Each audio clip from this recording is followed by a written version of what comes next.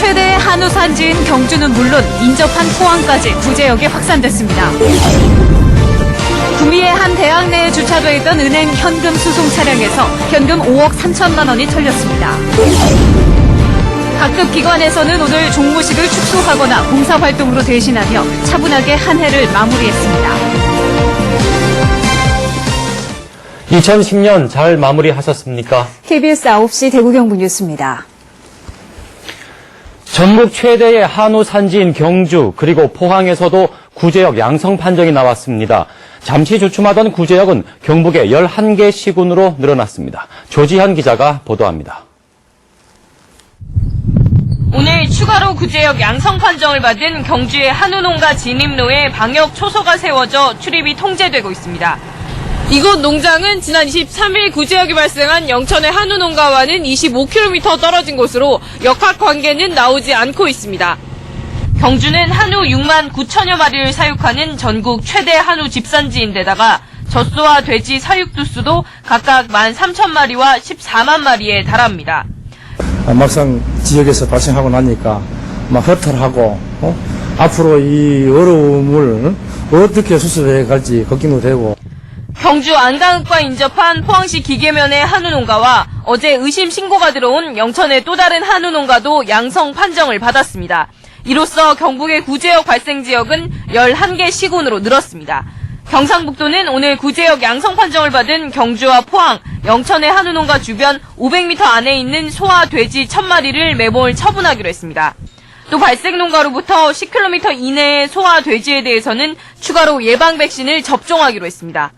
추가적으로 더 확산 전파를 막기 위해 가지고 그냥 사람과 차량에 이런 통제 또 그 밖에 또 일반 소독이라든가 예찰 등 이런 방역 활동에 주력을 해가지고 경북에서만 24만 2천여 마리의 소와 돼지가 매몰 처리됐지만 구제역이 어디까지 확산될지 가늠할 수 없게 됐습니다. KBS 뉴스 조지현입니다.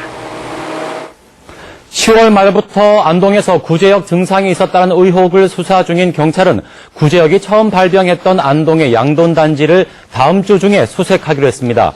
안동경찰서는 양돈단지의 농장주 양모 씨가 최근 조사에서 지난 10월 28일쯤 집단 폐사한 돼지 30여 마리를 신고하지 않고 묻었다고 진술함에 따라 매몰지를 파서 매몰 규모 등을 확인하기로 했습니다.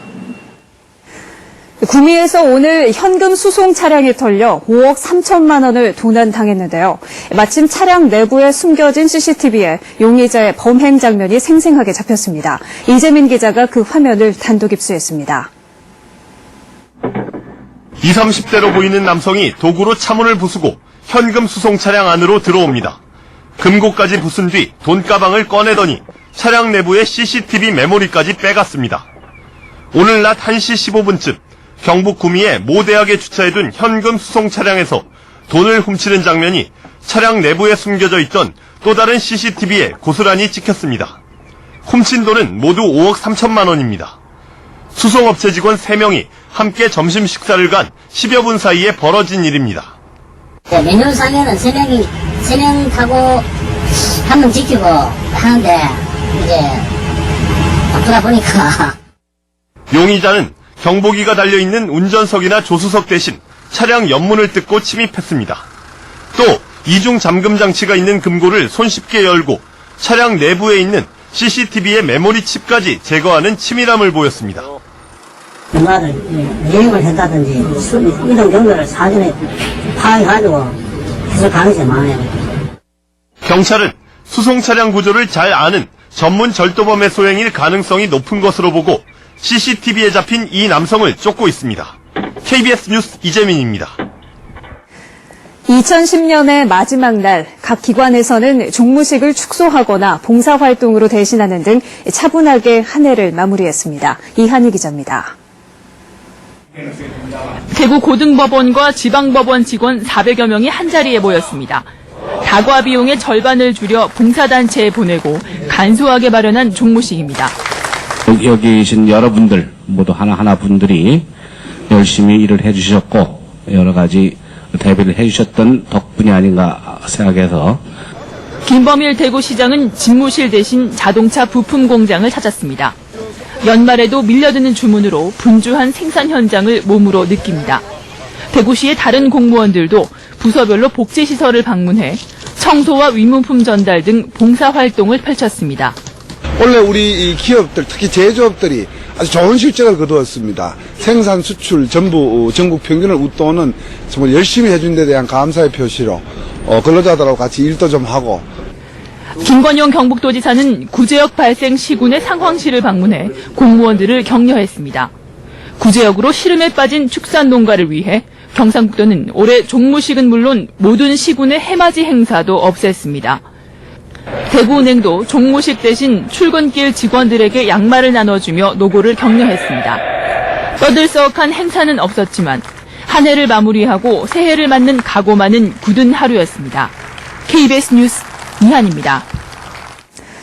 대구시는 오늘 밤 국제보상운동 기념공원에서 제야의 행사를 엽니다. 특히 올해는 내년 세계 육상선수권대회를 기념하는 다양한 문화 행사가 열리고 대구를 빛낸 각계각층 인사들의 타종 행사가 이어집니다. 대구도시철도공사는 오늘 밤 시민들의 편의를 돕기 위해 자정까지 운행하던 지하철 1, 2호선을 새벽 1시 반까지 운행합니다. 대구시와 2011 육상조직위는 내일 아침 수성구 천을산에서 대구 세계 육상선수권대회 성공을 기원하는 해맞이 행사를 엽니다. 또 남구 신천돈치와 서구 와룡산, 동구 동촌유원지, 북구 우남지 등에서도 해맞이 행사가 열립니다. 새해 첫 일출 시각은 울릉도 7시 31분, 포항 7시 33분, 대구는 7시 36분쯤으로 예상됩니다. 어려운 여건 속에서도 대구의 투자 유치 실적이 꾸준히 증가하고 있습니다. 그렇지만 수건 과제인 대기업 유치는 올해를 또 넘기게 됐습니다. 김상배 기자의 보도입니다. 태양광 전지용 유리를 생산하는 이 업체는 올해 본사를 수원에서 대구로 옮겼습니다. 직원 20여 명도 모두 대구 사람으로 새로 채용했습니다. 국내에서 독보적인 유리 코팅 기술을 보유한 덕에 내년에는 공장 규모를 더 키워 직원 수도 배로 늘릴 계획입니다. 입지나 어떤 이제 기업이 왔을 때 향후 지속적으로 성장하기에는 대구 지역이 굉장히 유망하다라고 그렇게 판단했었고. 이처럼 다른 지역에서 대구로 투자한 기업은 지난 4년간 모두 66곳, 금액으로는 1조 7,600억 원, 고용 규모는 16,500여 명으로 해마다 증가세입니다. 즉 대구의 미래 신성장 동력을 주도적으로 이끌어갈 앵커 기업, 즉 대기업 유치는 여전한 숙제로 남아 있습니다. 대구는 올해 삼성과 SK, 한화 등을 상대로 문을 두드렸지만 투자 유치를 이끌어내지 못했습니다. 갈목할 만한 성과가 아직 부진한 게 아쉬운 것은 제일 크게 아쉽고 내년에는 새해에는 꼭 좀 갈목할 만한 성과가 나오도록 그렇게. 테크노폴리스의 국가산단, 혁신도시 등 남아도는 땅을 내실 있는 기업으로 채우는 일이 대구시의 최대 과제로 떠올랐습니다. KBS 뉴스 김상배입니다. 섬유 등 전통업종을 중심으로 올 들어 회복세가 두드러진 가운데 지역업체들은 내년에도 경영 실적이 나아질 것으로 전망했습니다. 이를 위해서는 기술 개발이 최우선 과제로 꼽혔습니다. 이종영 기자입니다. 산업용 기기에 들어가는 제어용 부품을 생산하는 업체입니다. 이 회사는 국내 처음으로 제어 분야 원천 기술을 확보해 올 한 해 200억 원의 매출을 올렸습니다. 최근에는 스마트폰과 로봇 부품 수요가 급증하면서 내년 매출을 20% 늘려잡았습니다. 로봇 쪽은 올해보다는 시장이 좋게 일단 예측이 됩니다. 전반적으로 올해보다는 내년이 경기가 일단 좋은 것으로 그렇게 예측을 하고 있습니다. 대구 테크노파크가 성서산업단지 입주업체 166곳을 조사한 결과 이처럼 내년에 실적이 더 좋을 것이라는 답이 절반을 넘었습니다. 그러나 수익성 악화와 매출 감소, 기술 인력 부족 등은 여전히 해결해야 할 과제로 꼽혔습니다. 특히 자금이나 인력 부족으로 기술 개발에 대한 부담이 큰 것으로 조사됐습니다. 때문에 독자적인 기술 개발보다는 다른 업체나 연구기관과 함께하기를 원하는 업체가 늘어 대구시의 지원이 뒷받침돼야 할 것으로 지적됐습니다. 지역 업체들의 기술 개발을 지원하기 위해서 내년부터는 기초기술, 원천기술에 대한 연구개발 자금을 지원을 대폭 강화할 예정입니다. 이와 함께 부가가치를 높이기 위해 다른 산업과 융합기술이 필요하다고 답한 비율도 60%에 이르러 대책 마련이 필요한 것으로 나타났습니다. KBS 뉴스 이종영입니다. 다음은 사랑 나눔이에 동참하신 분들입니다. 한국 OSG 주식회사 정태일 대표이사가 3천만 원을 기탁하셨습니다.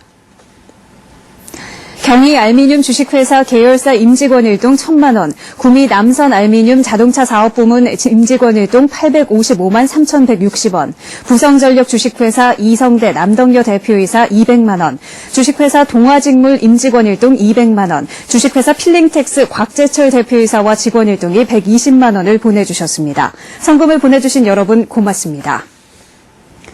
천안과 익산에서 고병원성 조류 인플루엔자가 발생하자 대구시와 경상북도는 현재 운영되고 있는 구제역 이동 통제 초소에서 구제역과 조류 인플루엔자를 동시에 소독할 수 있는 약재를 사용하고 있다고 밝혔습니다. 또 상주에 있는 도계장에는 발생 지역에 가금류가 유입되지 않도록 감시 활동을 강화했습니다. 풍랑특보로 포항에서 울릉도 간 선박 운항이 사흘째 통제되면서 관광객과 주민들의 불편이 계속되고 있습니다. 풍랑특보는 모레 오후 해제될 것으로 예상되는 가운데 울릉도에는 어제부터 39.5cm의 눈이 쌓여 울릉 일주도로 일부 구간과 산간 지역 마을의 교통도 두절됐습니다. 네, 올 한 해 저희 KBS 대구 경북 뉴스를 사랑해주신 시청자 여러분께 감사드립니다. 네, 2011년에도 여러분의 지속적인 사랑 바라겠습니다. 고맙습니다.